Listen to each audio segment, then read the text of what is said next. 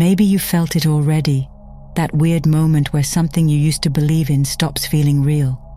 Not false exactly, just thin, like cardboard, like a movie set you can suddenly see behind.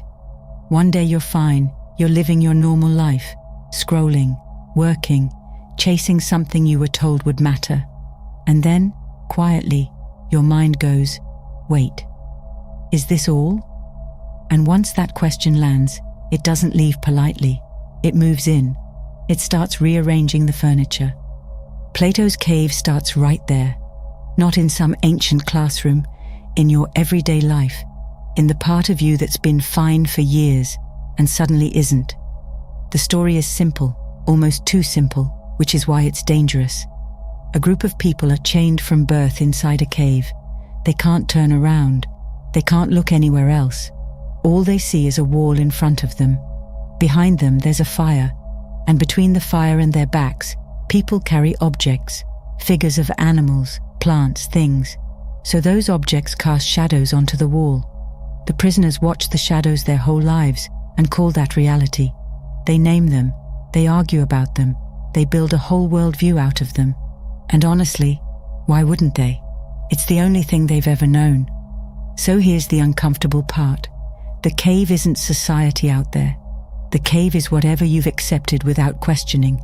It's the stories you inherited, the definitions you never agreed to but somehow live by. Success, failure, worth, normal, even love sometimes. And there's this line from Kierkegaard that hits like a cold splash of water. There are two ways to be fooled, believing what isn't true and refusing to believe what is true. Most people think the first one is the danger. The second one is worse because you can't argue with it. You can't wake someone who's clinging to sleep like it's a blanket. People call ignorance bliss, but bliss is only bliss when you don't know you're missing something. Once you notice the wall is a wall, it's over. That's why the title is real. Once you understand Plato's cave, there's no going back. Not because you become better than anyone. No, because you can't unsee what you've seen. A mind that opens to a new idea never returns to its original size. You don't get to shrink yourself again without pain. And if you're already feeling that pain, good. Not good like happy good. Good like you're waking up. Here's what nobody tells you about waking up. It's not comforting. It's not a spa day. It's not angel music. It's disorienting. It's like walking out of a dark cinema into noon sunlight and realizing your eyes have to relearn how to see. In Plato's cave, one prisoner gets unchained. Suddenly he's forced to stand, to turn, to look at the fire, and even that part hurts because the fire is brighter than the shadows. Imagine realizing the thing you thought was reality was just a flickering imitation, and now you're staring at the mechanism that made the imitation. Then he's dragged outside, not gently, dragged. And the first thing he feels isn't enlightenment, it's pain. His eyes burn, he's confused. He misses the cave, which sounds crazy until you realize the cave was predictable. The shadows were familiar. Familiar can feel like safety, even when it's a cage.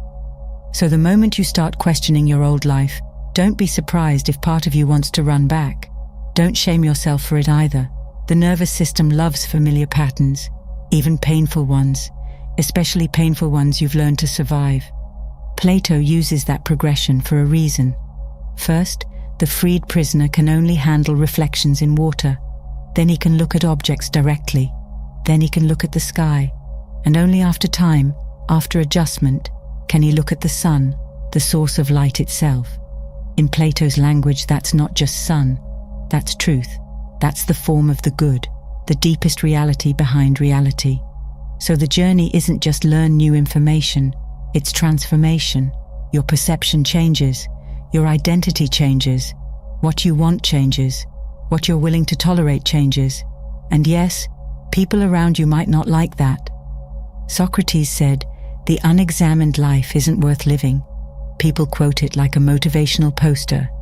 But in real life, an examined life can be lonely for a while. Because the moment you start seeing the shadows as shadows, you stop playing certain games. You stop chasing certain things just because everyone else claps for them. Fame can start looking like a mirage, A perfect partner can start looking like a projection. A prestigious profession can start looking like a costume someone handed you when you were too young to say no. None of this means those things are evil. It just means you're finally asking, is this real for me, or am I just repeating a script? And that question, once it becomes honest, changes everything. That's your first step out of the cave. Not a dramatic breakthrough, just honesty. The kind of honesty that makes you swallow hard and look away for a second because it's too real. And then you look back anyway. Now comes the part nobody wants, but everyone meets, the return. Because eventually you try to bring what you've learned back into your old world. You talk differently. You move differently. You can't pretend as well.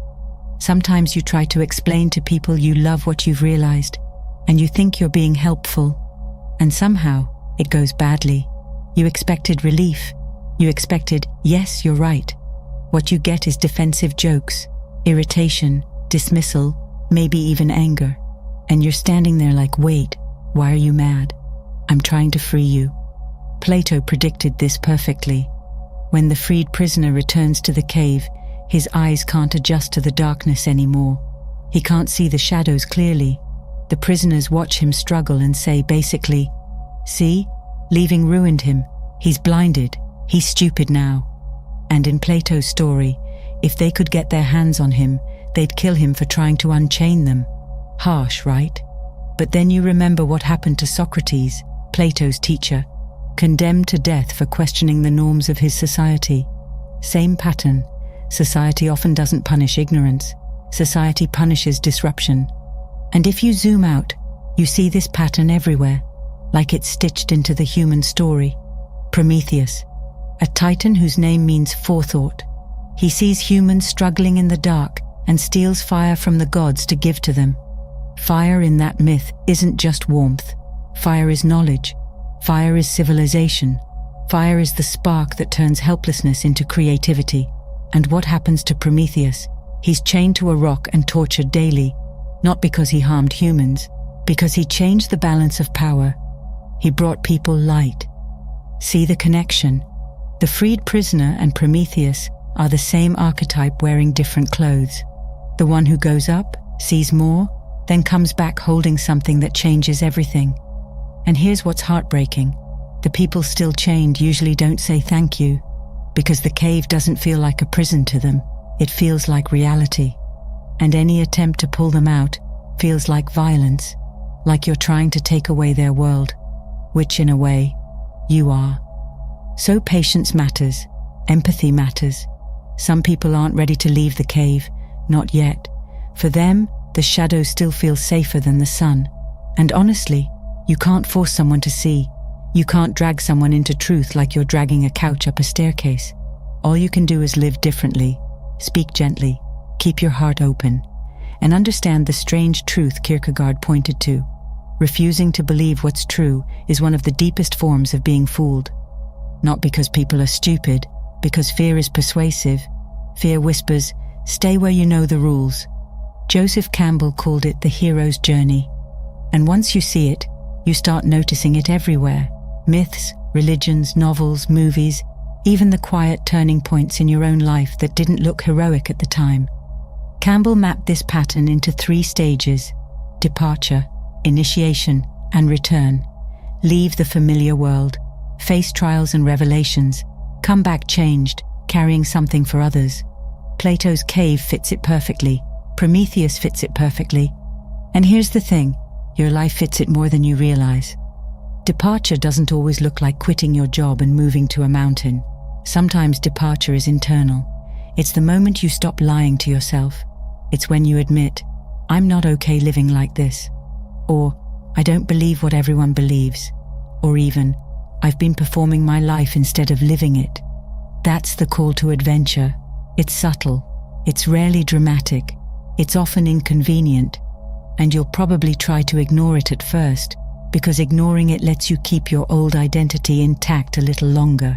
Initiation is the messy middle, the confusion, the discomfort, the part where old beliefs fall apart and new ones haven't fully formed yet. That's the bright sunlight phase. Your eyes hurt, your mind scrambles, and you miss the cave sometimes. People romanticize transformation, but real transformation is awkward. It's like shedding skin. And during this stage, you start seeing how many goals were really just shadows.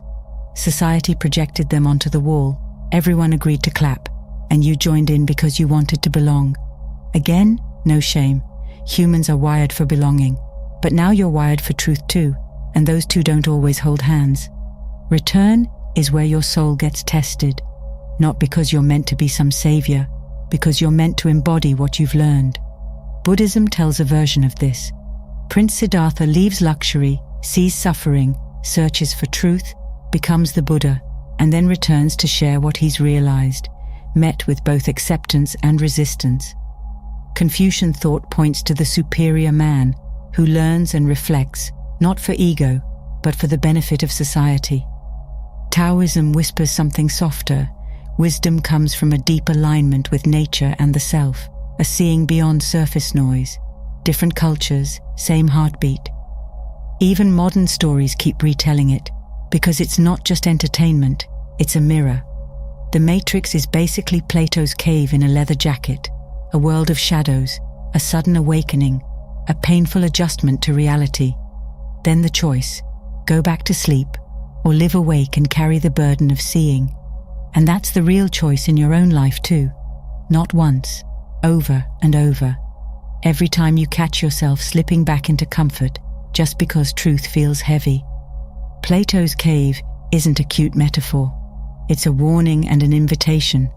Most lives are lived in obscurity, not because people are evil, but because conditioning is strong. Yet it becomes a duty, at some point, to step toward the light, not to escape society, but to stop being ruled by illusions that society collectively validates. Because when everyone agrees on a shadow, the shadow starts getting treated like law, and you, quietly, become someone who no longer worships the wall. Once you understand Plato's cave, you can't unknow it. You can still participate in the world, sure. You can still have goals, relationships, ambitions. But you won't be able to pretend the shadows are the sun. You won't be able to live on autopilot forever. Something in you will keep asking for honesty, and that's not a curse. It's the beginning of freedom. A strange freedom, sometimes heavy, sometimes lonely, but clean. Like fresh air after a long time in a crowded room. Right now, the question isn't whether the cave exists. The question is whether you'll keep calling it home just because it's familiar. Courage doesn't always look like grand rebellion. Sometimes courage is simply turning your head, facing the fire, taking the first step into light even while your eyes burn. And if leaving means you outgrow certain people, certain habits, certain scripts, painful as it is, that's part of the path. As Manly Palmer Hall said, the hours may be long and the teacher cruel, but each of us must walk that road, so walk it, not as a performance, not as a trend. Walk it because your soul is tired of shadows. Walk it because you already know, deep down, you were made for sunlight.